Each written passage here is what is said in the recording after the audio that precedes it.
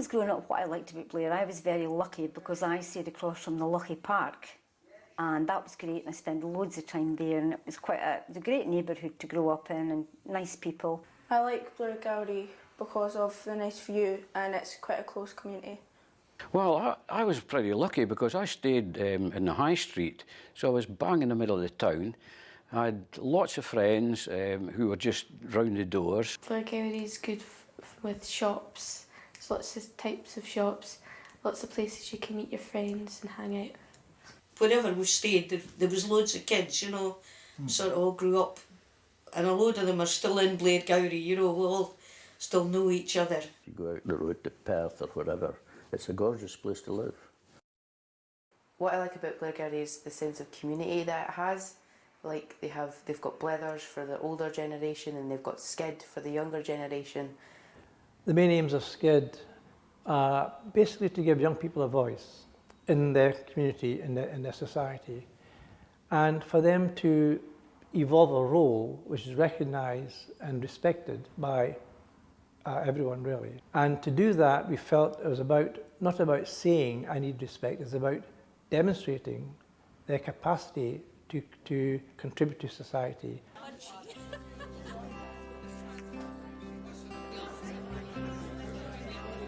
Some of the pupils from Blairgowrie High School went along to meet the Blethers group. We come in here and we yatter about years and things gone by and times gone by and photographs gone by and so forth. You get a huge amount of pleasure for it.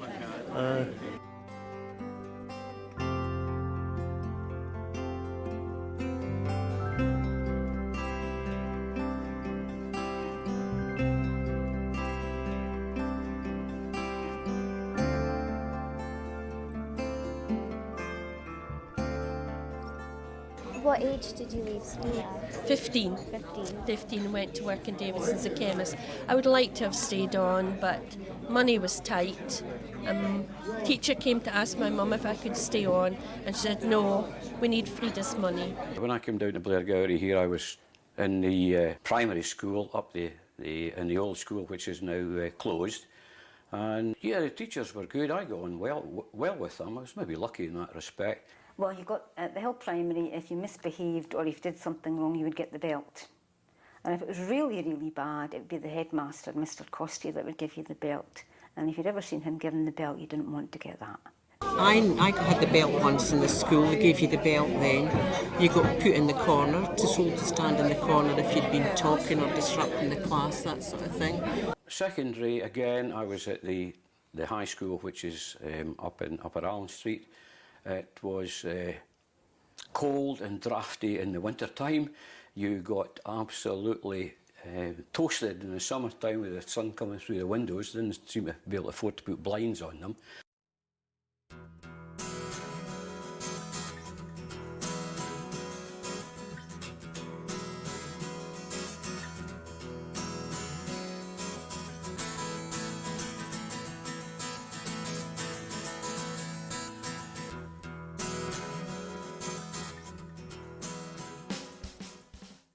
When I left the railway station, there was a lot of life connected to the station.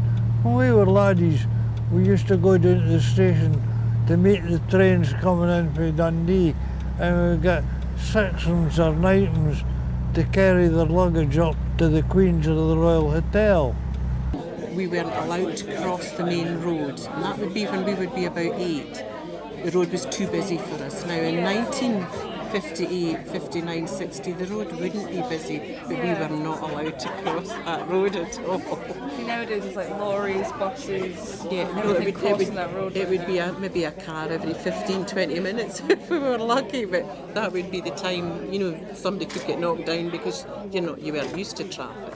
I look along George Street now, and it is end to end, both sides of the street, with cars parked night and day. And I can recollect coming out of school on my bike, and there was absolutely nothing there, no cars at all. When I was in primary 7 and we were in the Mission Hall in Reform Street, we used to play in the middle of the street at playtime. There was so little traffic, but you couldn't do that now. My dad had a van which went with his work, And we sometimes used to go up to Aberdeen to visit relatives in the van, which my brothers would be sick in the back of. But that was the kind of transport that there was. If you wanted to go to Perth or Dundee, you went on the bus. Walked 2 miles to school and 2 miles back. There was buses, but not at the time that we needed them.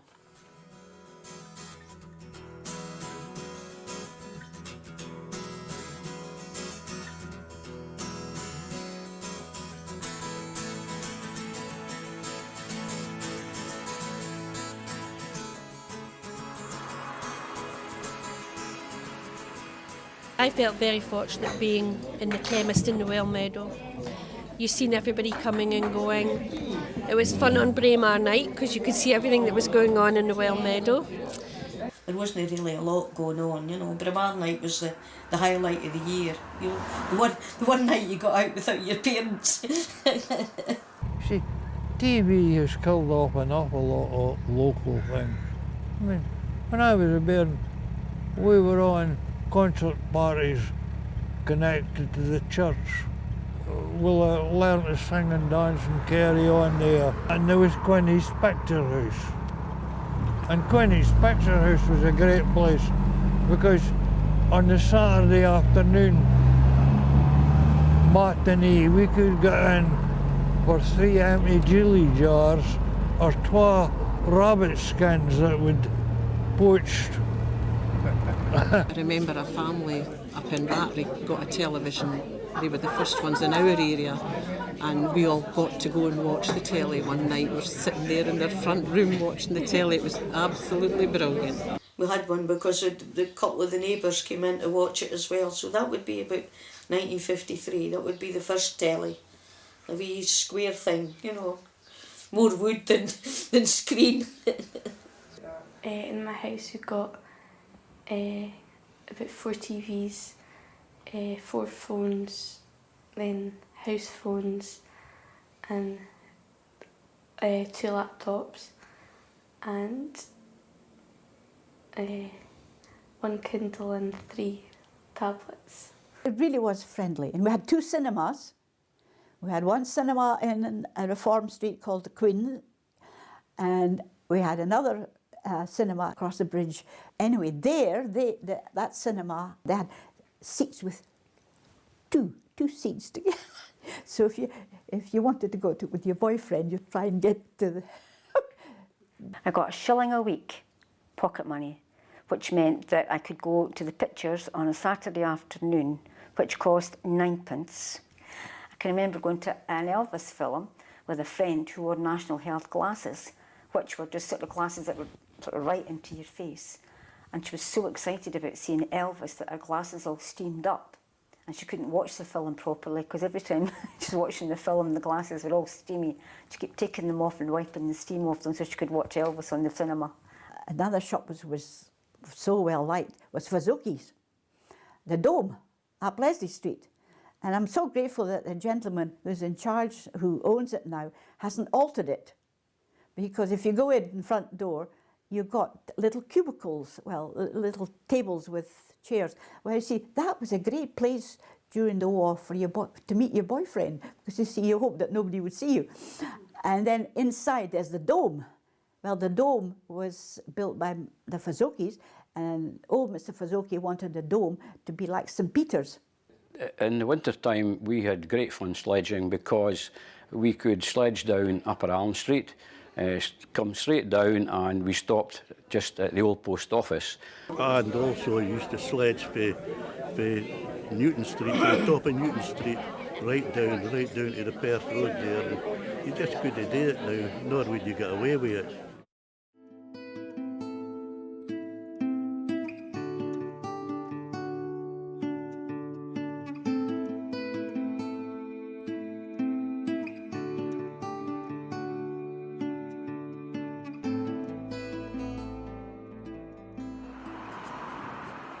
The shopping was different in those days because you went into the shops, there was a chair at the side of the counter, there would be a woman sitting there and a queue behind her, and everybody was having a blether while they were waiting. They weren't impatient to get served and get out the door again, you know. It was just, that was where women went to meet each other sort of thing, you know.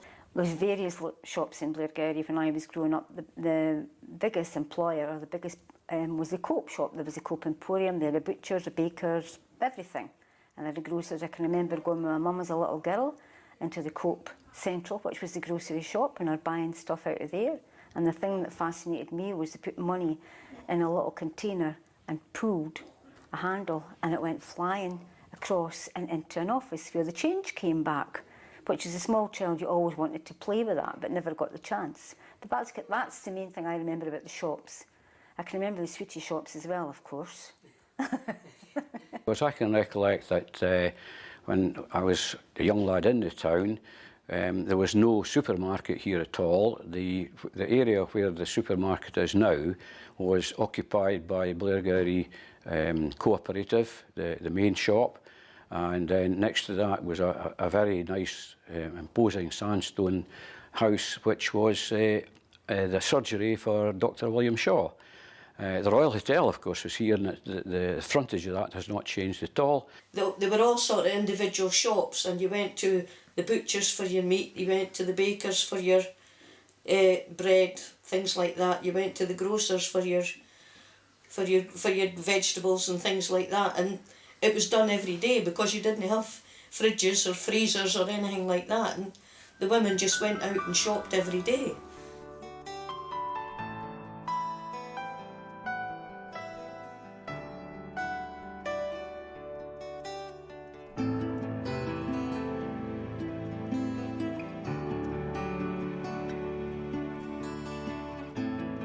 There were only 3 doctors in the practice, and the biggest thing was that they were contracted for 24-hour services 7 days a week, so it was only just the beginnings of single doctors who were, say, independent contractors with the health board coming together in small groups. So around about this area, the rural areas, there were probably a lot of single-handed doctors, maybe 2s and maybe 3s. And in Blairgowrie, in the practice we came to, it was just the 3 doctors. There was no the number of doctors there is at surgeries now, and they seem to manage. I mean, if you needed a doctor at the weekend or in the evening, your doctor came out and visited you. But it had its own rewards because you had to live in the community, you had to be with your patients, you were there all the time. You got to know the families from the cradle to the grave, which was what you were committed to looking after. So it brought, I think it brought an enrichment and an award to just being in a community and living in a community. I remember a story one time my mum had been taken really not well through the night, and he had gone up for Dr. Shaw, and Dr. Shaw said to him, "Just you go home, laddie, I'll be down the road behind you." And he came down, slippers, pyjamas, house coat, the pipe in, and a needle in his hand. One of the attractions of coming to live and work in Blairgowrie was the fact that it had a general practitioner cottage hospital with a maternity unit and with inpatient facilities, as well as close contact with consultants who came out to do the outpatient clinics. So I managed to get a job as a sister at the cottage hospital, where in those days you did operations, quite a lot of operations, and you did x-rays and things like that. And I came to, thought it was great at the cottage hospital. The only thing, I had great difficulty when I came back in understanding the folk from the Glen. But I soon got used to that, and everybody was, it was lovely. It was more of a homely atmosphere than rather a big hospital, you know. It was really, I really did enjoy it so much. The cottage hospital used to do small operations. I remember getting my tonsils out there, and I also remember my auntie having all her teeth out with gas, and it was done out at the cottage hospital as well. You know, they used to do sort of minor operations like that. As one gets older, for elderly people, it's which there are many more of us, it's really a place where you know people and you can get along with people. You know, it's the cottage hospital. I think is the best thing that could ever have been built.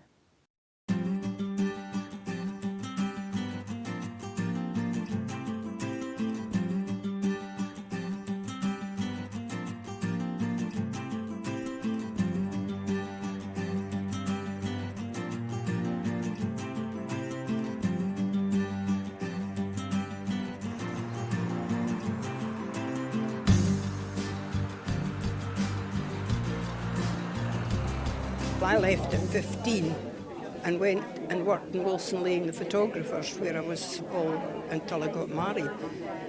And it was a busy, busy shop.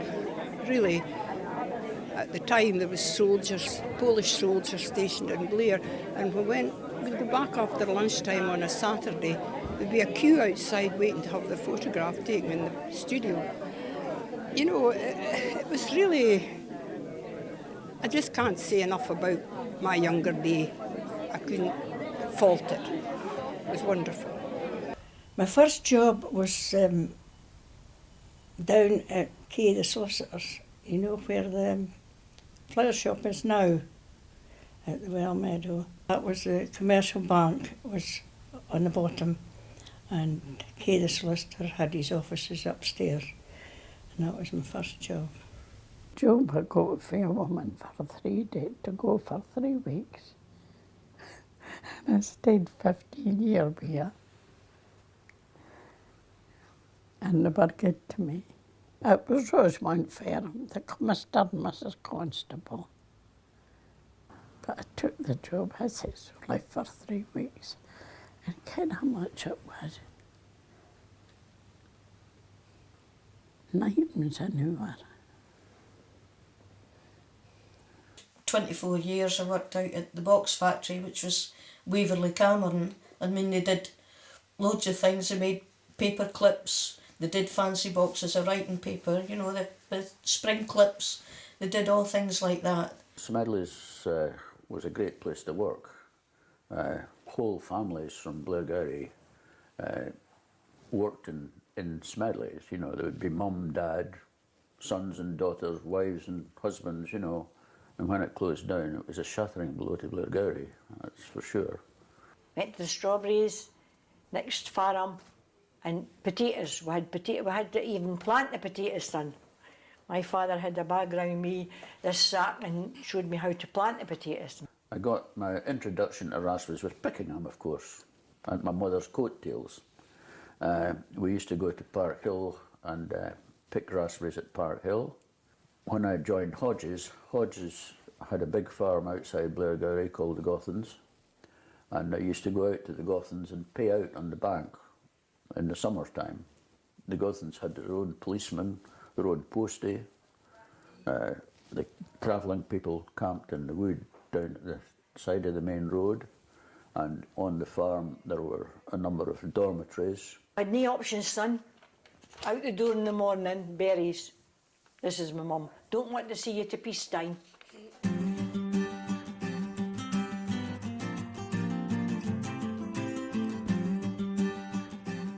It was nice being involved with the older generation, and we learnt lots from each other. Blethers has changed my attitude towards old people by making me feel it's easier to talk to them, and it's not such a hardship to talk to them. It's quite easy. It's just like talking to a normal person. It's easier to talk to them. My attitude has changed towards older people because I didn't realise how much we could talk about and how much you could learn from them. We could learn from older people's experiences to try harder, to talk to more people and be closer. So we can be closer to our neighbours. So if it's raining, back then their neighbours would come and take their washing in for them, but now we wouldn't do that because we'd see that as wrong. Communication between, back in the old days, was maybe letters or going down to the shop and having a conversation with someone. That was their social, whereas nowadays we have social media, so we can talk to anybody whenever we want, and it's more social in that sense, but it's not as social as being face to face with someone, having a proper conversation. I would say they played more games in family time, and the family would be a lot closer, when now we're upstairs on our own things, on our Xbox, and our mum and dad would be watching TV downstairs.